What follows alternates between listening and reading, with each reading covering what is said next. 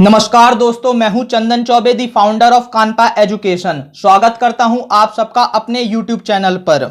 लोगों को यह गलतफहमी रहती है कि पैडी एक वाटर लविंग क्रॉप है, but in reality paddy is not an aquatic crop.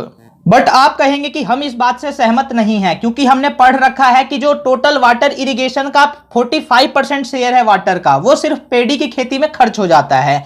इसके अलावा हमने ये भी पढ़ रखा है कि 4000 से 5000 लीटर पानी खर्च होता है मात्र 1 केजी राइस के प्रोडक्शन के लिए। तो क्या ये सारी रिपोर्ट्स झूठी हैं? राइस एक एक्वेटिक क्रॉप है या नहीं, इसे समझने के लिए हमें यह समझना होगा कि एक्वेटिक क्रॉप्स होते क्या हैं। एक्वेटिक क्रॉप्स की 3 वैरायटी होती है। पहली वैरायटी होती है टोटली सबमर्ज्ड प्लांट्स। ये वो प्लांट्स होते हैं जो पानी में पूरी तरीके से डूबे रहते हैं और जो पानी में CO2 घुली हुई होती है उसी के सहारे अपना फोटोसिंथेसिस रिएक्शन कंप्लीट करते हैं।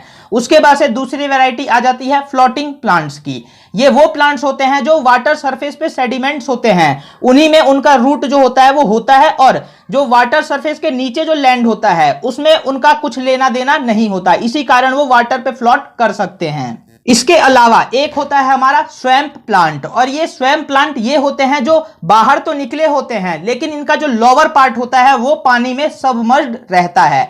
और यहां पर राइस को हम स्वैम्प प्लांट मानते थे, और स्वैम्प प्लांट एक एक्वेटिक प्लांट है, इस वजह से हम राइस को एक्वेटिक प्लांट मान बैठते हैं, लेकिन रियलिटी ये बिल्कुल भी नहीं है। अब राइस एक एक्वेटिक क्रॉप नहीं है, इसको प्रूफ कैसे किया जा सकता है? तो देखिए दोस्तों, इसका प्रूफ काफी सिंपल है। जब कोई भी एक्वेटिक क्रॉप होगा उसको ज्यादा पानी मिलेगा तो उसका जो प्रोडक्टिविटी होगा वो काफी ज्यादा हो जाएगा, लेकिन राइस के केस में ऐसा देखा गया है कि उसकी प्रोडक्टिविटी काफी कम हो जाती है जब राइस के जो फील्ड होते हैं वो पानी से भरे होते हैं, यानी जब वहां पर फ्लड का सिचुएशन होता है तो उनकी प्रोडक्टिविटी काफी कम हो जाती है। इसके अलावा जो एक्वेटिक क्रॉप्स की सिचुएशन होती है उसमें अगर हम पैडी को ग्रो करना चाहते हैं तो वहां पर अगर हम प्रॉपर इनपुट भी दें तो भी उसके अकॉर्डिंग यहां पर प्रोडक्शन नहीं हो पाता, यानी पैडी जो है वो एक्वेटिक क्रॉप की तरह बिहेव बिल्कुल भी नहीं करता। इसीलिए हम कह सकते हैं कि paddy is not an aquatic crop. लेकिन हमने कई जगह यह पढ़ रखा है कि जो पैडी की जड़ें होती हैं, जो रूट्स होती हैं, उनको पानी में डूबे रहना चाहिए, तभी चावल की खेती जो है वो अच्छी होगी। ऐसा क्यों कहा जाता है? इसका आंसर काफी सिंपल है, और वो है वीड्स की ग्रोथ को रोकने के लिए। जब हम खेतों में ज्यादा पानी भर देते हैं तो ये जो एक्स्ट्रा वाटर होता है वो वीड्स के लिए एक्स्ट्रा सनलाइट और एयर की जो सप्लाई होती है उसको कट कर देता है, जिसके कारण वीड्स जो है वो ग्रो नहीं कर पाते। और यहाँ पर राइस की एक क्वालिटी ये है कि राइस जो है वो सबमर्जेंस टॉलरेंस होता है काफी ज्यादा उसका इन कंपैरिजन टू वीड। इसी कारण राइस तो ये जो एक्स्ट्रा पानी का लोड होता है वो सह जाता है, लेकिन वीड नहीं सह पाते। तो यहां पर राइस को हमें बचाना होता है, वीड को खत्म करना होता है, और राइस का ये नेचर ऐसा करने में हमारी हेल्प कर देता है। इसीलिए हमारा ट्रेडिशन बन चुका है पैडी के खेत में ज्यादा पानी डालने का, लेकिन यहां पर पैडी को उतने पानी की रिक्वायरमेंट होती नहीं है।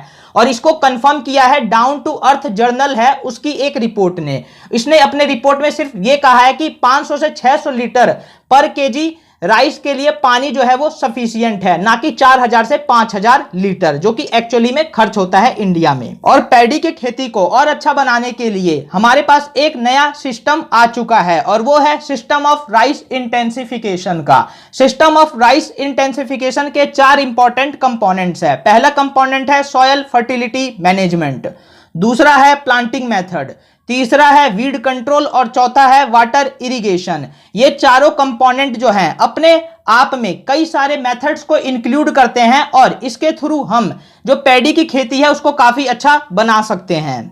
अब बात करते हैं सॉयल फर्टिलिटी मैनेजमेंट की। तो इसमें सबसे इंपॉर्टेंट है फार्म यार्ड मैन्योर एप्लीकेशन। ये खाद बनाने की एक स्पेशल विधि है, और इसमें खाद तैयार किया जाता है जो पूरी तरीके से ऑर्गेनिक होता है। इसको खाद को तैयार करने के लिए गड्ढा खोदा जाता है, और उस गड्ढे में डंग, यूरिन, एग्रीकल्चर वेस्ट, ये सारी चीजें होती हैं, उनकी प्रॉपर लेयरिंग की जाती है। कई प्रोसेस इन्वॉल्व होता है इस खाद को तैयार करने में। तो ये खाद काफी किफायती होता है पैडी की खेती के लिए। अब बात की जाए अगर प्लांटिंग मेथड की, तो प्लांटिंग मेथड काफी सिंपल है। जो ट्रेडिशनल वे होता है उसमें 20 से 21 दिन इंतजार किया जाता है पैडी के लिए, लेकिन यहां पर 8 से 12 दिन का ही जो यंगर क्रॉप होता है, यंगर प्लांट होता है राइस का, उसको ले लिया जाता है और इसको 25-25 सेंटीमीटर का एरिया बना करके उसमें बोया जाता है, जिससे कि इसको ग्रो करने के लिए काफी ज्यादा टाइम मिलता है और इससे जो इसकी जड़ें होती हैं वो काफी मजबूत होती हैं और कन्वेंशनल सिस्टम से काफी अच्छा यहां पर प्रोडक्शन देखने को मिलता है। वीड कंट्रोल के लिए तो इस मेथड में ज्यादा कुछ नहीं है। यहां पर वीड कंट्रोल का सिंपल एक मेथड है रेगुलर वीडिंग करना। रेगुलर वीडिंग का यह मतलब हो गया कि हफ्ते 10 दिन 15 दिन में एक बार आप वीड को हटाने के लिए अपने हाथों से काम करते हैं, यानी हाथों से इसमें वीड को हटाना पड़ता है। इसके बाद है प्रोटेक्टिव इरिगेशन, जिसमें सिर्फ फ्लडिंग होने से रोकने की जरूरत पड़ती है, लेकिन यहां पर सॉइल को वेट रखने की जरूरत है, हमें गीला रखने की जरूरत है, तभी राइस पनप पाएगा। तो यहां पर ध्यान दीजिए कि सॉइल को वेट भले रखिए, लेकिन यहां पर फ्लडिंग मत होने दीजिए, क्योंकि अगर फ्लडिंग होगी तो प्रोडक्शन पर हमें नेगेटिव फर्क देखने को मिलेगा। अब बात करते हैं एसआरआई वर्सेस कन्वेंशनल मेथड की। इसमें इसके क्या क्या एडवांटेज मिल सकते हैं हमें, तो मैं आपको बता दूं, जो सिस्टम ऑफ राइस इंटेंसिफिकेशन है उसको आंध्र प्रदेश में प्रैक्टिस किया गया है और यहां पर जो डाटा दिया गया है आंध्र प्रदेश की खेती से ही लेकर के मैं आपको बताऊंगा। एसआरआई में ज्यादा प्रोडक्शन होता है और ये प्रोडक्शन आप क्लियरली देख सकते हैं 8 ton per hectare versus 3.5 ton per hectare.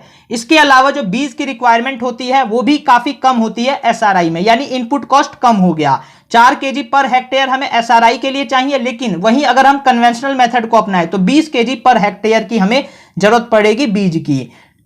SRI method से उगाए गए राइस जो होते हैं वो कंप्लीटली ऑर्गेनिक होते हैं, इसी वजह से इसको इजीली एक्सपोर्ट किया जा सकता है। पानी की बचत तो होती ही है, लेकिन साथ ही साथ जो मेथेन का प्रोडक्शन होता है पैडी की खेती में उसको भी कम करने में काफी ज्यादा मदद मिलती है। आप में से कई लोगों को लगता होगा कि एग्रीकल्चर एक एनवायरमेंटल फ्रेंडली प्रैक्टिस है, लेकिन रियलिटी ये बिल्कुल भी नहीं है।